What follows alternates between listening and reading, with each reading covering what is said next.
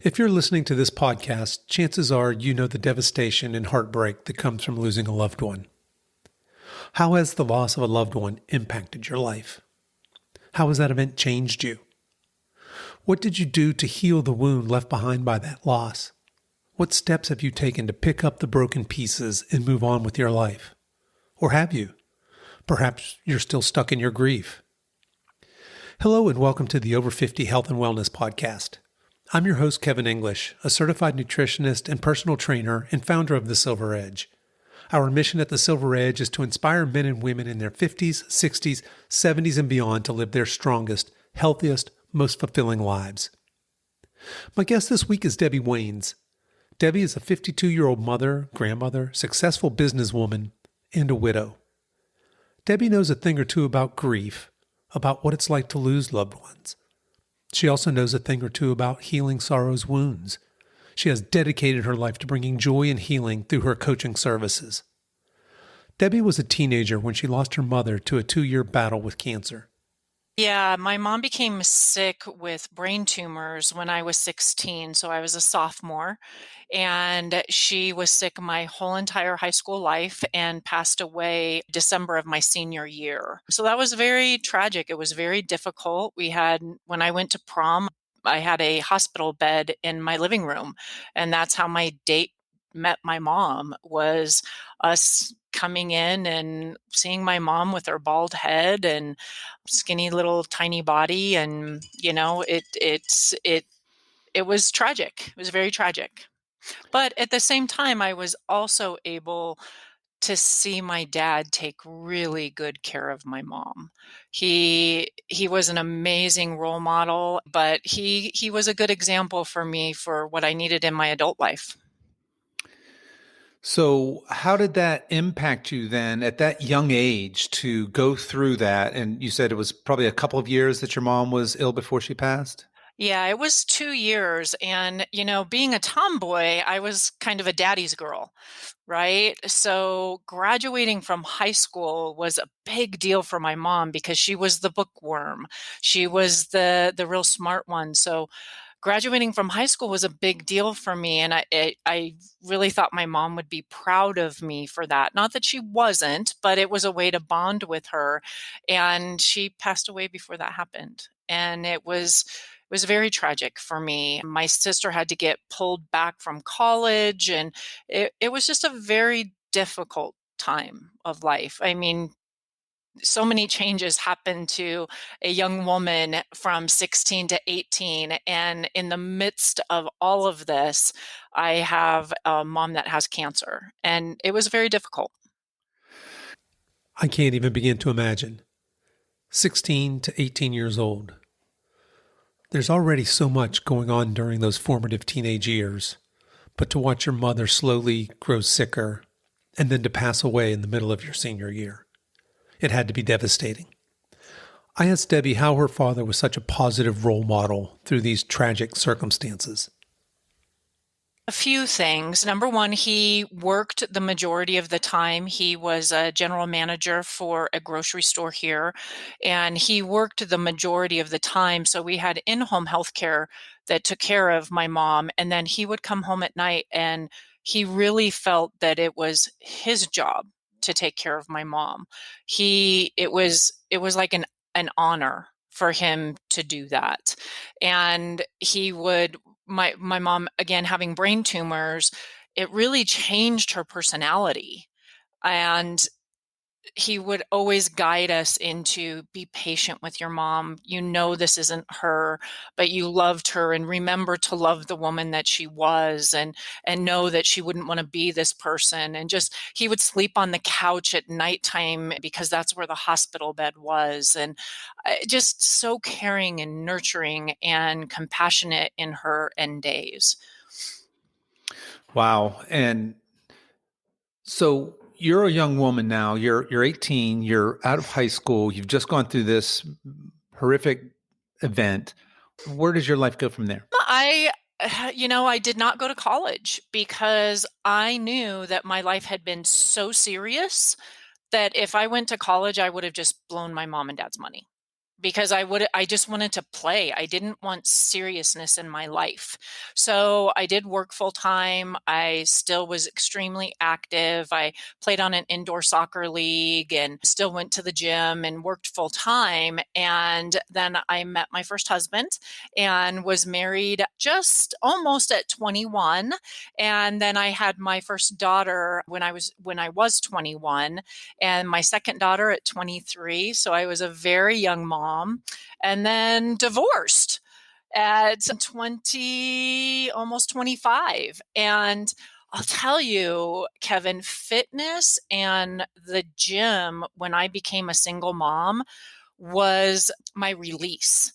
I still went to the gym 5 days a week, and that was my way of transitioning from work. I would pick up the girls and we'd have a little bit of time together, and then I would go to the gym, and then we'd have our nighttime together. And it was my fitness has always been such a part of my life, and it is such a stress reliever for me that as a single mom, if there's anything I can recommend for women, it's stay active and use exercise as a form of release. Yeah, so that's interesting. The way you described that, it's almost like fitness is that little sanctuary, that little bit of me time, and when you can cultivate that self-care, because obviously you've got a lot going on, right? So now you're a single mom, like you said, you got a full-time job, and so things have got to be really hectic, and yet you still had the wherewithal to carve that time out for yourself and to make sure that you're staying sane so that you can show up as the best version of yourself, right? As a mom, as an employer, and as a person in general. Is that fair? Absolutely fair. And I really felt like I was being a good role model for my girls. They've both been athletes their whole life too, but I felt like it was an example for them. Even at a very young age, my girls saw me exercising. At this point in Debbie's story, she's already had a lot thrown at her. She's lost her mom, she got married, had 2 children, and now finds herself divorced and a single mom. And she's finding solace in working out and being active, something she's been passionate about her whole life. Sometimes I joke that I think I came out of the womb with a ball in my hand, and if the sun was up, I was outside. You didn't have me inside. Okay, so very active at an early age. And did that transfer into sports when you were in school? I did. I played soccer and I played basketball up until the end of middle school. And in high school, I decided to go into band and marching band and color guard and things like that. But I played sports, competitive soccer, and played basketball for middle school and all through elementary school. Okay. And then you moved into more the musical, the band, the color hmm guard. But would you still consider yourself very active during your high school years, or did that kind of some of that wane? Always active. I actually worked at a gym when I was in high school. So I lifted and was very active even in high school because that's just who I was. So that's interesting. Let's pick that apart a little bit. You say you lifted in high school because I'm going to guess that when you were in high school, probably that wasn't the norm especially for females to be lifting, or was it? Definitely not. It was more aerobics and classes, things like that. Whereas I went to the gym. Now, I didn't do a lot of free weights back then, and I use way more free weights in my life now, but lots of machines, lots and lots of machines. And how did you find that? Was there a coach that was pushing you to do that, or did you have friends that you did that with? I was such a tomboy when I was young that's what the boys did. So that's what Uh-huh. I wanted to Yeah, do. okay. Tomboy, and that's what the boys were doing. So that's what you were Yes. doing, right? Okay. Yeah, yeah. They wouldn't let me in the gym room. In high school, we had a gym room and where we had a lot of lifting equipment, and the boys wouldn't let me in. So I did it at the gym instead. Okay. So Debbie's always been active and is now using working out as a form of stress relief. But her life's getting ready to change. She doesn't know it yet, but there is both love and tragedy on the road in front of her. Well, it's funny because I actually knew Roy before I knew my first husband. So he and I dated back when I was 18, 19 years old, but he didn't want a serious relationship and I did. And so we parted ways. And the very first night that I went out after separating from my first husband, I ran into Roy. I went out to a nightclub, and the very first night, and of course I'm getting divorced. I was kind of anti-men at that point, like I think most divorcees are. And I ran into him and we restruck up our friendship, and he became the godfather of my two daughters. And he was their godfather before we decided to get married. So, and then we got married on 02/02/02. And so we would have celebrated 19 years of marriage if he was still alive, but he passed away March 1st of 2013. So became a widow, and he also led a very fitness driven life. He competed in bodybuilding competitions. Going to the gym together was a big part of our life. They were our date nights many, many times. So Oh, that's awesome. I love that you say that they were your date nights. So you meet this man, he's the love of your life. You've already been through a lot. You've gone through the loss of your mother, a failed marriage, you're a single mom. You run into this guy, and I mean, it sounds like the cosmos must be talking to you there if it's that night that you're oh yeah. separated and you run into him, right? That was meant to be. Yes. And he gets sick. Mm. Yeah, and he was diagnosed before we got married. He was actually diagnosed with a heart condition, and he had an enlarged lower chamber. And so he was on a ton of different medications for his heart, and he had a pacemaker defibrillator installed. And so we had been through some health issues before we got married, but then he ended up getting colon cancer. And he was diagnosed with colon cancer January of 2012. So he battled that, and he was very similar to my mom. He was going to beat it. He knew he was going to beat it, and he never felt sorry for himself. I saw my mom cry one time for herself. Now, she cried often with pain, but not for her own immortality. And I saw her cry once and that was a day that they told us that her brain tumors had come back and she wasn't going to survive. And Roy was the same exact way. He was not going to give up on battling his cancer, and he was going to survive. And unfortunately, that didn't happen. So he passed away March 1st. His celebration of life was huge. He was very, very loved. And not just by me and our children, but by so many in the Denver community. Okay, so we've already said you've been through a lot. Yes. What is your headspace like then here in March of 2013? It's Roy and I had many conversations, and he left me with a job. And we had this big extended family, so many friends and just people we really loved. And he basically gave me a job to do. And it was to lead our family and show them that it was okay for life to move forward, and that it was okay to grieve and to miss him, but we needed to continue on. And I feel like I did that. And I showed everybody that I was strong, and everybody, oh, you're so strong. And then all of a sudden everybody's life moved on, like I was showing them to do. And my life then stood still. And it was probably about a year later that I hit a rock bottom in my world.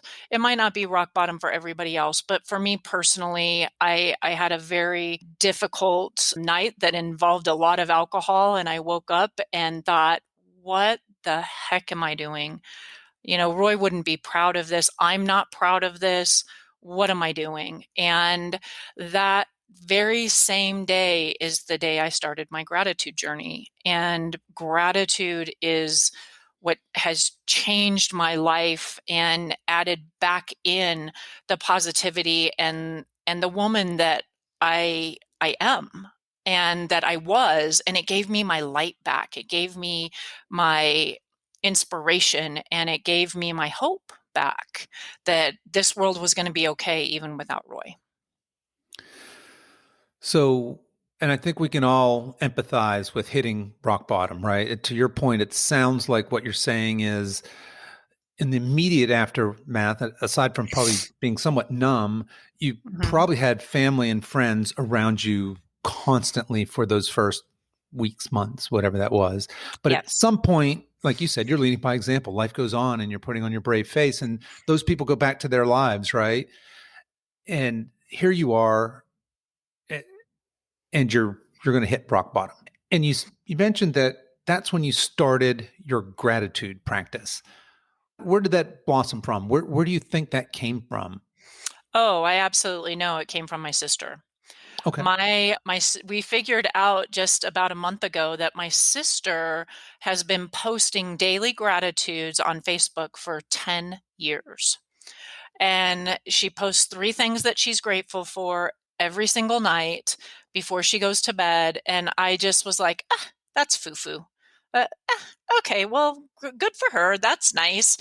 But what I was doing wasn't working, and my sister had always been my foundation, my rock through my mom's illness, through losing my dad. My sister was my rock. And even through Roy, she was my first phone call. And so I'm like, well, she must be doing something right. And maybe it's not as foo-foo as I thought it was. And maybe there's more to this thing.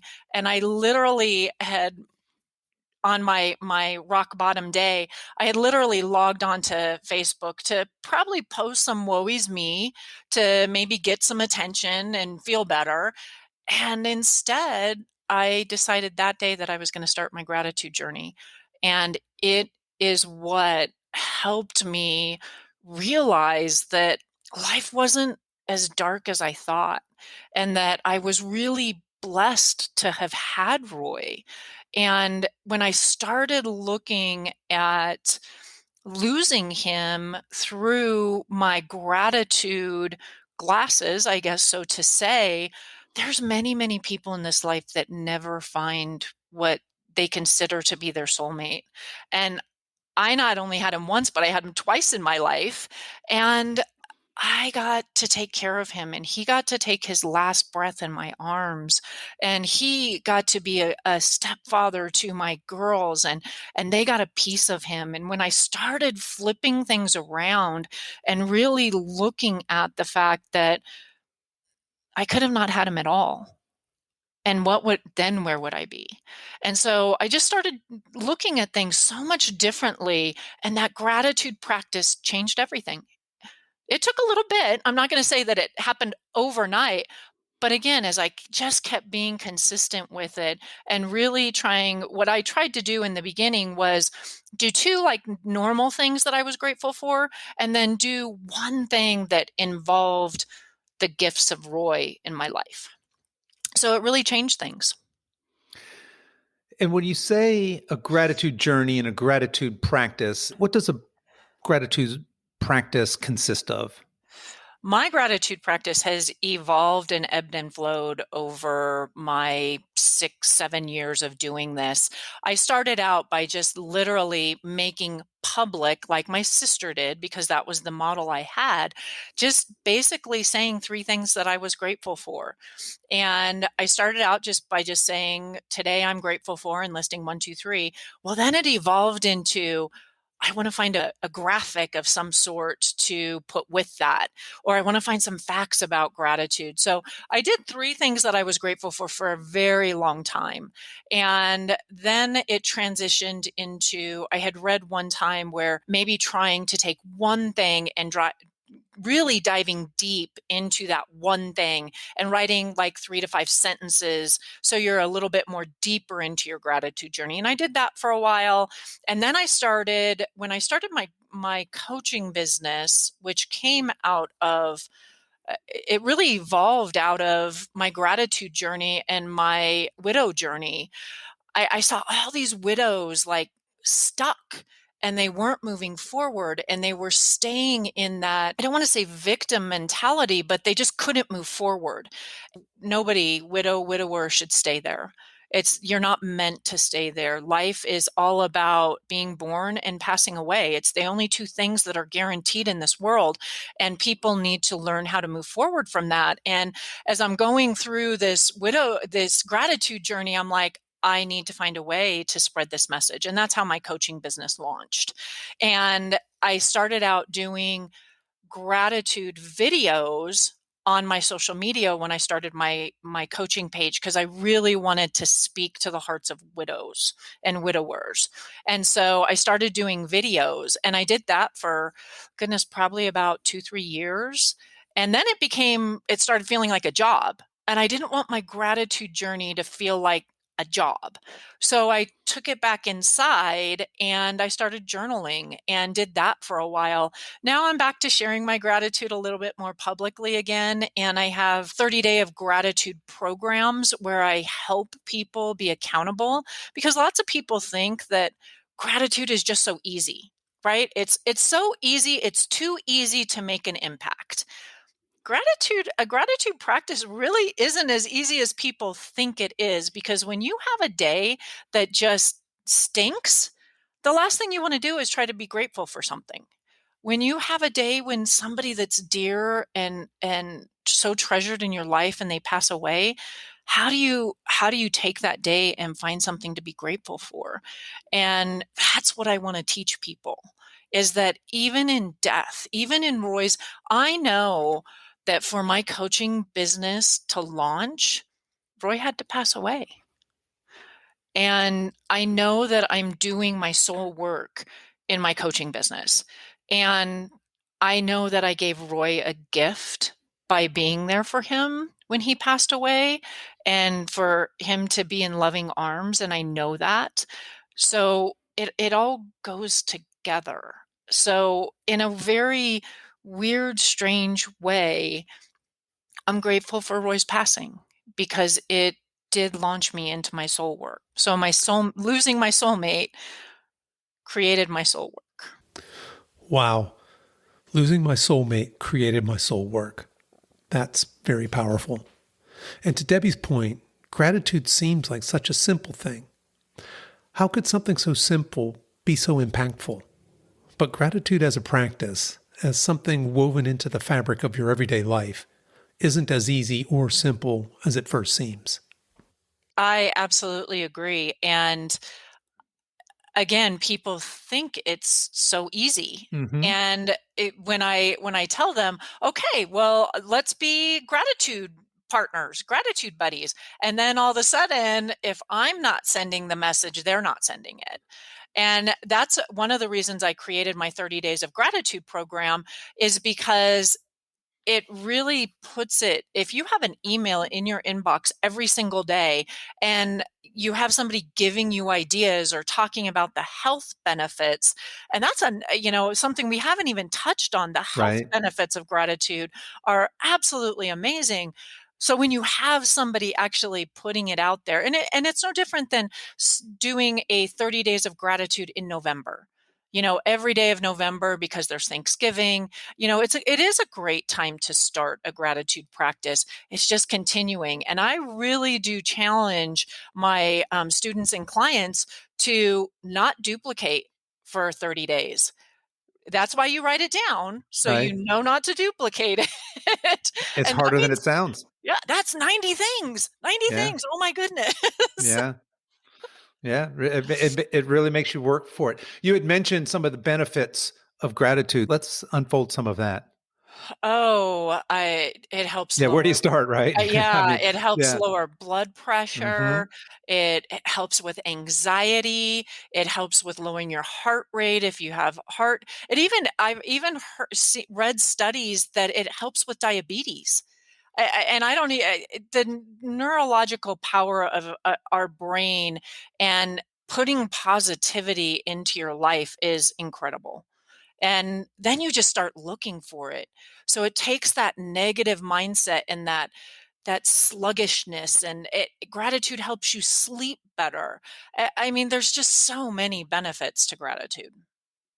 Yeah, I agree wholeheartedly. I'm on board with you there, and certainly with the sleep. I know sometimes if I'm having problems with sleep, like I said, I've got this almost gratitude mantra that I go through, and that really helps. So yeah, gratitude makes everything better, and it also changes your outlook, right? When you're purposefully looking for things to be grateful for, it makes you a more positive person and gives you that more optimistic outlook on life. And I think a lot of people can relate to negative self-talk, and that's just a part of human nature.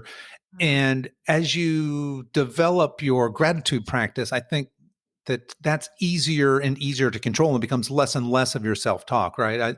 There are times when in your mind, the things that you could say to yourself are horrible. They're things you would never say to a loved one or to another human being, but yet for some reason you're okay saying these things to yourself. And I think that practicing gratitude might be one way to kind of help reverse that and move things towards a more positive outlook. I completely agree with you, Kevin. And it becomes your self-talk because as you practice gratitude more and more, and some people forget that gratitude can be part of your prayer life too. So, a lot of times you can, if it helps people, you can be grateful to God for these things. And I think that that helps people along the way. But I believe that as you talk more about what you're grateful for, and a lot of times I'll go back and read my journal out loud to myself because I hear it, right? I hear this gratitude and I'm thinking it in my mind and I'm hearing it out loud. And then that just becomes your self-talk. I had a speaking engagement yesterday, and I haven't spoke in public for quite some time because of COVID, right? Right. Everything's on Zoom or whatever. And I was super nervous and I was really doubting myself. And I started just going through all of the reasons I was grateful for the speaking engagement and all of the things that I have learned with speaking. And I just started being grateful, being grateful, being grateful. And all of that nervousness just started dissipating because now my mind was back in that grateful mindset again. That grateful mindset. Yeah, I love it. Absolutely love it. Yeah. So it seems to me that you've come a long way, right? From this darkness, this heartbreak, this sorrow to where you are now, where you're manifesting this joy and this positivity. Just really incredible. So I know that you do widow coaching and grief coaching. You're Mhm. very qualified to do that. You have the gratitude coaching practice, but you also do life coaching as well, right? Yeah, I'm all about setting goals. And I believe next year I'm going to go into a certified trainer program. I already have some goals set out for this week, or this year. And I really want to help people with their fitness journey and really truly focus on people that are over 50, because I know one of my goals, my overall overlying goal, is to live to be a healthy 101. And it's funny, it comes from my granny, which we haven't even mentioned her. She was another big, she took over my role model as a woman when my mom passed away. And she lived to be 100. And she used to tell me all the time, Deborah Joe, you're more stubborn than I am. And so naturally, I have to live to be 101 at A least. healthy 101 at that, right? Yes, yes, yes. So I had a great role model in her also. And I really feel like a lot of people, as they age, they they get out of the routine of, and you don't have to be a gym rat like I am. I love the gym, but you don't have to do that. But I think they fall out of that routine and they think that their body should just start aging and getting older. And by all means, the things that I could do when I was in my 20s are not functioning the same way in my 50s. But I lift more today than I ever did in my 20s, as in like physical weight. And I love it. I love feeling strong. And I think that it's going to help me age better because I'm going to be fighting things off like osteoporosis and bone density and all of those things. And truthfully, I love to eat. and I don't want to stop eating. I love to eat. So I have Yeah. to work out a little bit more now because that metabolism has changed. So I do coaching right now. I don't do any truly training coaching, but one of my proudest moments was I was coaching a woman that was in her 40s, and she wanted to change her lifestyle, and she had never stepped foot into a gym because she thought that that was where all the healthy people went. And that just broke my heart that her whole life she'd had that belief and stereotype in her mind. And I said, okay, we're just going to walk in a gym and then we'll go walk around the park or whatever. But I want you to just walk through the gym and see who is there. And she not only registered that night, but she signed up with a trainer. And those kind of things just make my soul so happy to do things like that. Oh, yeah, that's right up my alley. I love hearing that. And to your point, it can be very intimidating for somebody over 50, say, especially an older woman, right, to walk into a gym because you said that's where the healthy people are, right? But that can be very intimidating. There's liable to be loud music. There's going to be machines that can be intimidating. There's going to be women in tights and men with bulging muscles and maybe some grunting and groaning going on. And that can't be a inhibitor for people to actually get started on that fitness journey. But you alluded to the importance of staying healthy and strong as you age, not so much just to be big and ripped or to be toned, but to be healthy, to be strong and to be capable and competent. You talked about osteoporosis, right? I mean, bone density. We know that resistance training will certainly keep your bones healthier and stronger. A lot of people don't realize that you can actually strengthen bones just like you can tissue. And there's just so much goodness that comes from that. So it sounds like your journey's evolving, and your coaching practice is evolving, and perhaps is there personal trainer certification in your Y- future? Is that what I'm hearing? Yeah, I That's think that's going to be fantastic. my goal for 2022. Yeah. I love it. Right. And Mhm. focusing on people over 50, right? Yeah, I really feel like that's a niche for me because I can relate. And Hmm. if I start my journey at 52 to really become a personal trainer, I feel like I, I don't know, I feel like I'll have the respect of those people. And the Yeah. relatability. Absolutely. Hmm. Hmm. Right. Yeah. That's great. So talk to us a little bit about what does a typical workout week look like for you now, for you personally? I lift 4 times a week. And I do cardio at least 3 times a week. So I'm working out usually 6 days a week, but one of those is usually just one full cardio session. And I really love to go on what I call walkabouts. I don't run a whole lot anymore because my joints just don't like it. And there's no reason I have to do that. And so I'll go on a 10-mile walk on a Saturday and just go walk around my city, and I love that. I usually do legs or lower body twice a week and then do back and bis and chest and tris on the other 2 days. I love lift. My lower body is very strong, and so I love to lift heavy on my lower body, and it just makes me feel powerful and strong, and it's something that I don't let leave my calendar because working out is a release to me, and it always has in the back of my mind that I'm doing this not only for myself but for my children, my 2 daughters and my 3 grandchildren. I want to be that grandma that is doing somersaults down the hill with the kids and skateboarding and not worrying about if I fall down and fall off the skateboard. I want to be that grandparent. So when I go to the gym, it's not only a gift to me, but it's a gift to my family. And I can't guarantee that I'm going to make it to 101, but I sure as heck am going to go out fighting. There you go. Yeah. All right. I love that. So you're very active then. It sounds like you have a kind of a push-pull leg sort of a split going on. You got some cardio thrown in there and some long walks, like you said. So what are your thoughts then on recovery? What do you prioritize in your recovery in order to be able to work out with that frequency and intensity? So the first two things that go on my calendar every week, I do a time blocking calendar, are sleep, my work, and then exercise.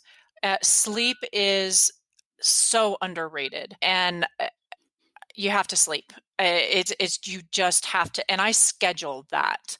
And I at minimum I get 6 hours. Usually I get 7 to 8 hours. That seems to work as I've gotten older. I used to need a lot more sleep, and I nap.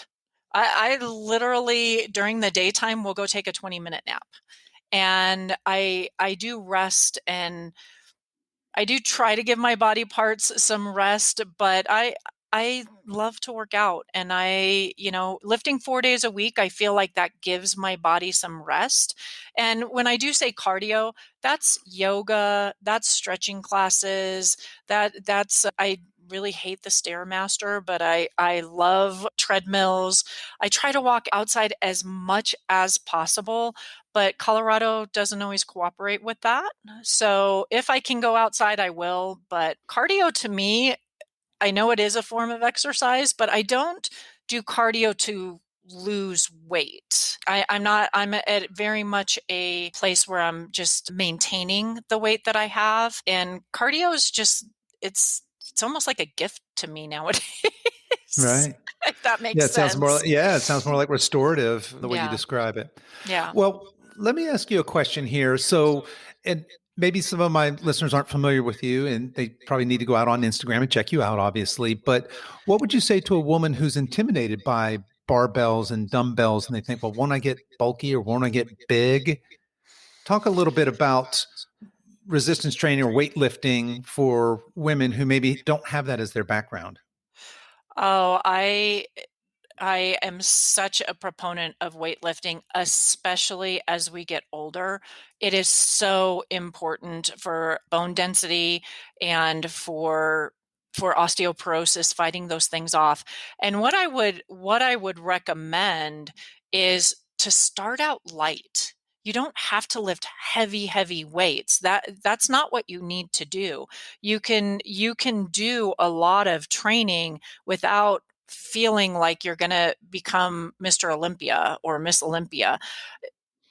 I lift a lot of weight, and nobody would ever say that I look like I'm She-Ra or Wonder Woman, right? And I lift a lot of weight, and it just I can't express enough. Find a gym that you can even find gyms more like a Orange Theory or something like that that are might not have the big muscle people in them. Go to a Planet Fitness, or I don't endorse any gym or anything like that, but go someplace where it's a little less intimidating, and they have areas where you can actually go through a gym circuit on maybe not free weights, but you can still use the machines, and there's a circuit, and they'll train you, they'll teach you how to use them. I just highly recommend it. And plus I think as we get older, it also when you go to the gym at the same time all the time, you start meeting people and recognizing people, and it becomes this little community. And I plan on, when I do retire, I plan on still going to the gym, and I just think that I'll even nurture more relationships at the gym. So I think it's a great place to meet people that have a healthy lifestyle also. Yeah, it certainly is. And I would echo all of those sentiments 100%. And to your point, when women pick up barbells, they're not going to get giant, bulky muscles. Those women work extremely hard and probably have a little bit of pharmaceutical help as well to look that way. So, but all the health benefits that you talked about, all of that come along with lifting weights, actually lifting heavy weights, right? Right. And the other thing that women need to remember is the women that are in the industry to compete have done this for years. Right. They did not build that muscle that they have overnight. So if you go in and you start lifting, even if you used 5, then you went to 8, then you went to 10s, then you went to 12s, You can get to 12s very, very quickly. I can curl 30s, and I think that that's a lot of weight for me. And I don't look like a fitness model by any means, but I can curl 30s if I want to. And Right on. that's Yeah. a lot of weight. That's a That lot is of a lot of weight. weight. So, Yeah. Right on. Absolutely it is. All right. Well, Debbie, let's move on. I want to talk a little bit about your thoughts on nutrition. You had mentioned in recovery, sleep being the big one there. 100% with you on that. What are your thoughts on fueling all of this activity? well, number one, I do meal prep, and I believe that controlling what you put into your body is a key to success, because it's too easy in our world today to eat junk and crap. And I do somewhat of a keto diet is the way that I eat, but I do believe that my 101 is not I'm not going to make it if I'm not eating healthy foods. And the majority of my meats are chicken and turkey and fish. I do eat red meat, but not a lot of it. And I don't eat a lot of bread, things like that. But I know that protein is the key to my recovery. I have to have a lot of protein in my diet. And I probably eat way more than most people expect you to eat. But I just eat healthy things, lots of vegetables. Because I do keto, I eat mostly berries for my fruits, but I eat a lot of protein, a lot of cheese, a lot of protein, a lot of healthy fats, things like that. Yeah, it sounds like a lot of whole foods, right? Not a lot of Right. processed foods, right? Right. And I think you've touched on something there also for that over 50 crowd, especially somebody who's active and working out, is that importance and prioritization of protein. We don't synthesize protein quite the same as we get older, and so we really need to prioritize that. And I think a lot of folks miss that, especially older folks and people that maybe aren't used to weighing and measuring food or having an understanding of their macronutrients, those proteins and those carbs and those fats, and how much of each you're taking. People are often surprised the first time they are asked to track those things. And it makes a big difference when you start juggling those, to your point, kind of keto. So you're very low on the carbs. And each one of us is a little different biologically, right? And Mhm. nutritionally. So having an awareness and understanding and being willing to experiment to see what works best for you, I think is certainly in your best interest as you're aging. It is, and I also think, Kevin, we haven't touched on supplements. I really believe that Yeah. supplements are a key also. I found as I've gotten older, I need to take glucosamine for my joints, and it's Mhm. something that I implemented in the last year. And I think that supplements are a big key as we get older too, because a lot of times people just don't eat as much as they used to when they're younger, because you just don't as you get older. And I think having some supplements to add in, zinc and vitamin D and vitamin C, things like that are very important. Yeah, I would throw fish oil in there as well. Get some of Yep, those take healthy that too. omega-3 fatty Mhm. acids. Yeah, and protein powder, which you could argue is and isn't a supplement, but certainly that's a way to easily boost up your protein. It's a Um, staple in my diet. yeah, it is. Yeah. Absolutely, Yep. absolutely. Yep.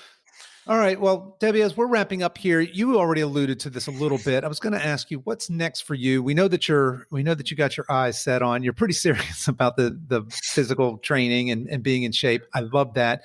But outside of that, is there anything else you've got on your horizon? Really trying to just encourage people to continue with gratitude. That is always going to be at the foundation of my life. So, really want to find ways to take gratitude to the next level in my world. And I think that that'll be a lot of public speaking and podcast, sharing my life with people, just like you're giving me this opportunity. I really want to do that. And I really want to work more with widows and widowers, and really let them know that no matter what age you lose somebody, it's okay to reinvent your life and to continue on with happiness and gratitude. And that never means that you stop loving the person that you lost. And I want to help people get through that time and reinvent themselves. I feel like I had a good foundation, but I feel like I have reinvented my life. I would say so. Yeah. Given from where we started this conversation, right, to where we are now, we're talking about you're lit up, you're passionate, you're on fire, you're exuding energy and joy, and you've got so much tragedy in your past. And so I think that's fantastic. And how did you say it? Nobody should be stuck, right? In grief. Nobody should be stuck there. And if you can help people get unstuck and to move forward and to reinvent yourself, and it's okay to move forward. It's okay to give yourself permission and to love yourself, to feel joy again and to feel gratitude, even after horrible things happen. Is that right? Is that fair? Yeah, absolutely. Absolutely. All right. Well, Debbie, if people are listening to this and they want to connect with you just because they like your message and gratitude, or maybe they're stuck in grief, what's the best way for folks to get in touch with you? Well, I love working on my Instagram page. That's where I post most of my stuff. So my page is COLO Life Coach Deb, so short for Colorado Life Coach Deb. I also have a website, DebbieWainesCoaching.com. Waines is WAINES. And my email is Debbie@DebbieWainesCoaching.com. I would love to talk to anybody and help along their journey. Well, and I'll certainly drop all that into the show notes so folks can contact you and reach out there. Mm-hmm. Well, Debbie, thanks so much for coming on the show today and sharing your story with us and sharing your wisdom, your light, and your joy. You're an awesome inspiration. You're a great ambassador for healthy aging as well. And I wish you all the best in all your future endeavors. Thank you so much, Kevin.